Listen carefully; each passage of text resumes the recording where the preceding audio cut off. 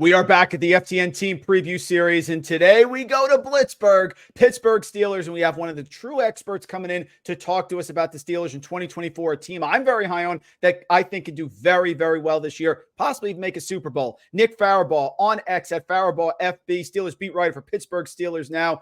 He's one of the experts that comes in. He's going to give us some of these tidbits now. OTAs are happening. We are ready to go. Nick, we're going to kick you off here. Let's get into it.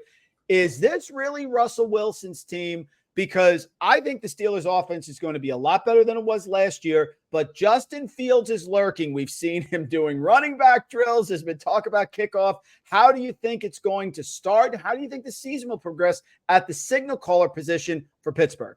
I think there's going to be a legitimate competition in training camp. That's what I think. I think these guys are going to compete. Now, if Russell Wilson does win the job, the Justin Fields package is going to exist. It's going to be a thing. He's too dynamic of a runner to not use it. So that will be a thing. But I think both of these guys have kind of taken co-leadership roles, which to me speaks to the competition. Like Justin Fields and Russell Wilson do stuff together. They took the O-line out to steak dinner, for example, this past week. Both of them organized it. They're both guys that were franchise quarterbacks before this. They know how to act. So this is like an interesting conversation. It's Russell Wilson's job. I think Russell Wilson has to lose the job. That's what I will say. I think he definitely, the pole position stuff is, if the status quo remains and Russell Wilson doesn't completely stink it up in training camp, I think he will be the week one starter. But I think Justin Fields is definitely still taking a leadership role and is definitely going to be utilized as the runner and in that package. So we'll see where that kind of goes. I think Justin Fields at some point this season will start. I think maybe it's after the halfway point because, there's the contingencies with the pick that they have. He needs to play 51% or more snaps. So maybe that's when. But I do expect to see this be a legitimate competition.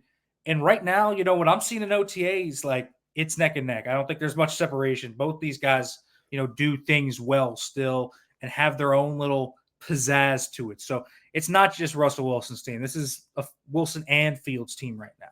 Let's go to the backfield. There's two schools of thought. And look, I am going to die on the Najee Harris hill. I think he was injured a couple of years ago. Then he got hot at the end of the year.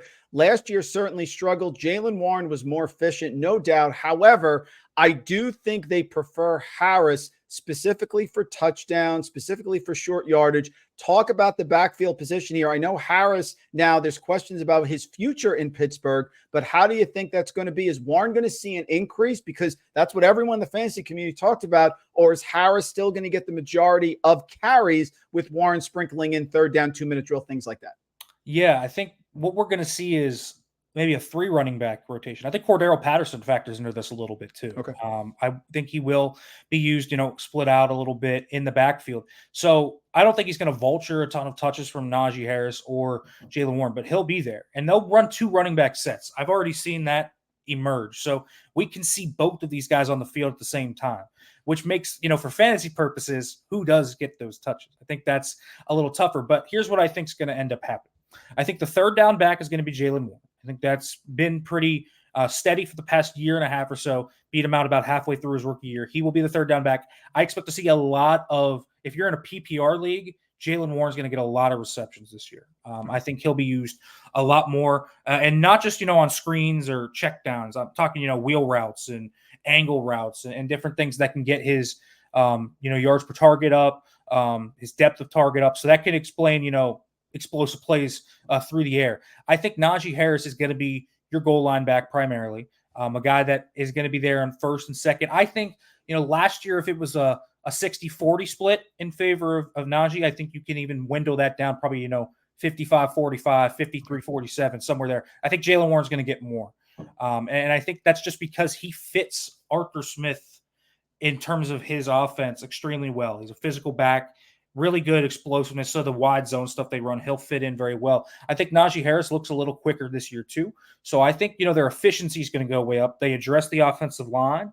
So Najee Harris, at the end of last year, they found a little groove with him too. His last 3 or 4 weeks, he started to catch a groove. I think he is a guy that is going to benefit from this. I think both of these guys are going to have big years. And I think the passing game numbers have the potential to go up. I think that they're going to be used more in the passing game. So slightly, I will put it towards Najee Harris, but your roles aren't going to be super changed. It's going to be, Jaylen Warren, the third down guy, screen game, all of that. And Najee Harris is going to be a guy that gets the workhorse load of the carries. But I still think we're going to see it bump down more and more to make sure both these guys are healthy in this offense. Let's go to the passing game. You talked about it. Listen, I think it's George Pickens' season. I think everything lines up. 4.4 speed, big play wide receiver. Yes, he struggled last year, but Kenny Pickett struggled, so the receivers are going to struggle. He was great at the end of the year. 140 targets available in this Pittsburgh Steelers offense. No Deontay Johnson. He's in Carolina. One, am I right? Is it Pickens' season? And number two, talk about the target depth chart behind him, what the order is going to be, you think, for the other receivers. Of course, Freiermuth mixing in as well. Yeah, I think it is George Pickens' season. I think he looks better than he did last year. Working on the route running. I think that's been the one thing. Can he separate a little bit more? If you're going to become a big target hog in the league, like Deontay Johnson, he has his maddening stuff, but he's open. So quarterbacks love throwing to open guys. So naturally, you're just going to have a higher floor in fantasy, for example, if you're a high target player. He will be a high target player because I think he's going to be open more. He's going to run more routes. And I think the big thing that's going to be in favor of George Pickens is Russell Wilson's deep ball. I think that's going to be a big thing. He's going to get a few deep balls, moon balls all day, and he's going to get a few explosive plays. I think he'll have his best season this year. I really do.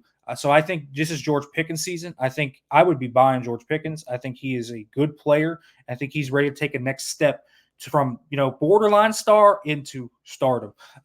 Behind him, I think is where it gets tricky. Freiermuth, I think, is the clear two. I know that a lot of people got scarred by Kyle Pitts last year with the Arthur Smith scheme. He's going to, Freiermuth is going to move around all the formation. And Nick, they didn't get screwed by Jonnu Smith. So that's important. Right, exactly. And the interesting thing is I don't think they have a Jonnu Smith. So all of that goes to Pat Freiermuth, I think. They don't have a receiver as good as Jonnu Smith was. Darnell Washington will get some, but he's going to be a big blocking threat, maybe a red zone threat. Darnell Washington might have like 15 receptions and like 7 touchdowns this year. That could be a legitimate thing. He could be a touchdown hog, but Freiermuth is going to be a high target player. It's going to move all around the formation and is going to be a big time target threat. So you're going to see him running more routes, more down the field routes. So I expect him to be big. Behind that is where it gets real murky. 3 is a competition between Van Jefferson, Roman Wilson, Calvin Austin, and Quez Watkins. I think right now, my 3 would be Roman Wilson. And the reason why is I think he has an easy skill set to put in. You look at what he did in Michigan, the slot, the over routes, middle of the field. That's exactly what Arthur Smith likes to do with his slot receivers. Nick, the way he plays, I see Hines Ward. I don't know about you. I see that type of player. I can see that. I don't think it's a terrible comp because he's a real good blocker. Yeah. He's a tough as nails player. Because he's tough as nails and he blocks and he's willing to do all this, he's going to earn brownie points with Arthur Smith. He will play a significant amount. Now, I think the real upside with him is if he proves he can be an outside guy day one, then we could be talking about a really high-level volume season. I think right now your 3 is probably him. I think your 4 is then Jefferson. And then I think Calvin Austin is going to be the Khalif Raymond of it. If you remember back in the days in Tennessee where he just gets 3 to 4 big targets. But Calvin Austin's been very impressive so far in OTAs. I think he's separating a lot better. So he could be a big boomer bust player eventually. I will say this with a caveat. Anyone that is looking at really Pickens, not just at Pickens, but even down, I expect them to add someone to this room before the start of the season. That could be a trade that manifests. That could be Cortland Sutton. That could be if we're talking real big, if the Brandon Ayuk stuff, really deteriorates, they could go out and get a big time player like that. But I'm thinking, more of a Cortland Sutton, the Giants, maybe if they trade Darius Slayton, someone like that, that could come in and shake up this receiver depth chart. So I personally, right now, I would touch Pickens and Freiermuth. And then if you're in a deep league and need an upside pick, go grab Roman Wilson. But for right now, I might stay away from anyone below Freiermuth. Nick, this has been fantastic insight. Last question, and I will get you out of here. I did an article at FTN Fantasy about the strength of schedule, and I broke it down first 5 games, middle, and then the last 5. Nick, I have never seen an end-of-year schedule quite like this one. Last 5 weeks in order. Cincinnati hosts Cleveland, to Philly and Baltimore before hosting the Chiefs. And if you want to expand after their bye week at Washington, you want to say maybe that's okay. Baltimore at Cleveland, at Cincy, Cleveland at Philly, at Baltimore, Kansas City, and the Bengals.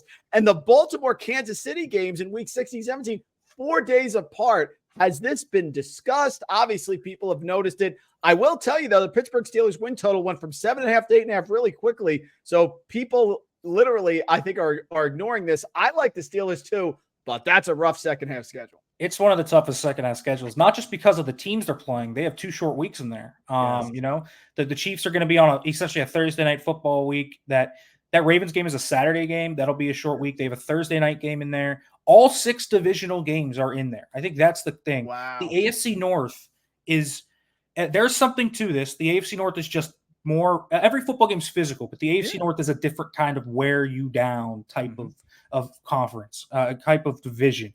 It really does wear you down.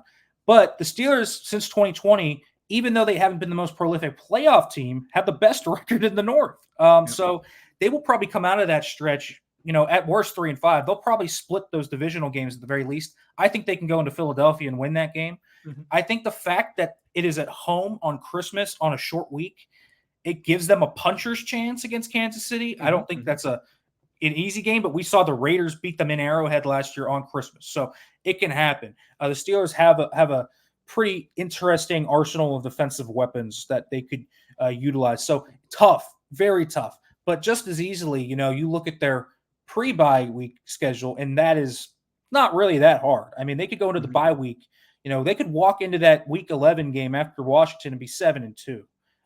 It certainly could happen. So gauntlet of a schedule, but I think you line them up and you dot them down. And I think kind of an under-discussed point is 6 divisional games. It actually might help them because with Russell Wilson, Arthur Smith, all the new that they have offensively, they probably will come out a little bit slow, a little rusty. Just going to take some time to get things going. That could really actually be when they're really hitting their ignition and going full throttle.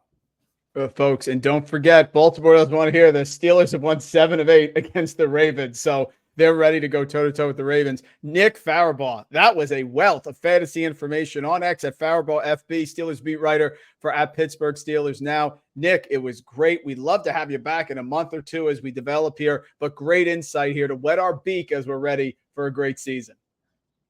Thanks for having me on.